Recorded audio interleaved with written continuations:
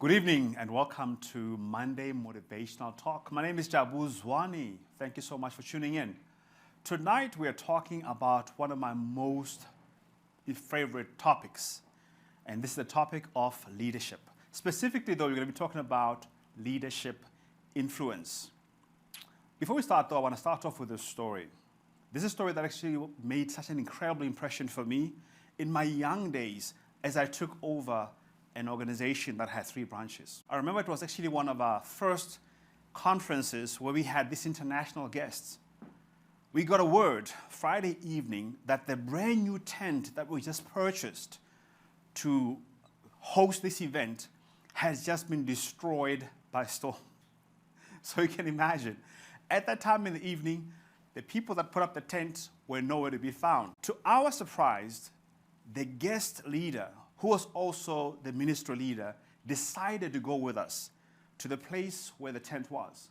When we got there, he took the lead, started putting together metal, putting up the tent with us in the rain, in his suit. It's an image that put an impression on my mind.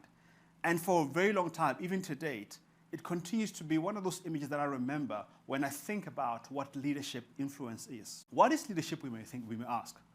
Well, leadership is that ability to guide, to facilitate, to lead people to achieve a particular outcome. As you know, as a mindset development specialist, I'd like to talk about frameworks. And I want to share this framework with you. I want you to think about it this way. A couple of pointers.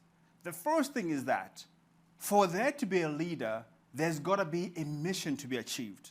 There's got to be either a vision, or there's got to be a problem to be solved, or a solution to be given. Because that first component is what is going to give the leader their role. Without a vision being clear, it's extremely difficult for there to be a leader, because then there's a bit of chaotic. There is a scripture that says, where there is no vision, the people perish. Because ultimately, we all have to see where we're going so that we can know whether or not as we're moving, we're going in the right direction. So that is the first component of leadership. Is there a purpose? Is there a problem to be solved? Is there a solution to be given? The second aspect of leadership, especially when it comes to influence, is relationships. There has to be people that ought to be led. And in order for the leader to lead the people, there have got to be those relationships. And the crucial component of relationships is also closely, or rather intricately connected to leadership, and that is influence. And that is the ability to get people to do what they would not ordinarily do for the sake of whatever that mission is. I also was told this once by my spiritual mentor, that a leader actually is the last person to find out that they actually are a leader. Because they start to move whenever they see a problem, especially when they see how the problem affects the people that they care about. So the crucial element there of leadership is that of care. And also the crucial element of relationship is care. It's not even love, but actually it's care. So when a leader is moved by the problem, when they see how it impacts the people, and they stand up to solve it because they care, they immediately become a leader. And that is actually what helps them to be more influential in people.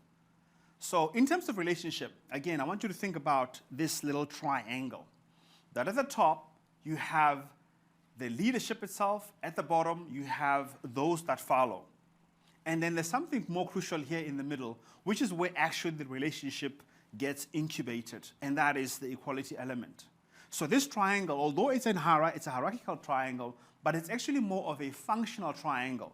Because at the top, in any environment that you are in, there is somebody always leading. There's somebody giving instruction, there's somebody teaching, there's somebody guiding, there's somebody that has the highest degree of accountability, there's somebody whose activities and actions impacts everybody so profoundly.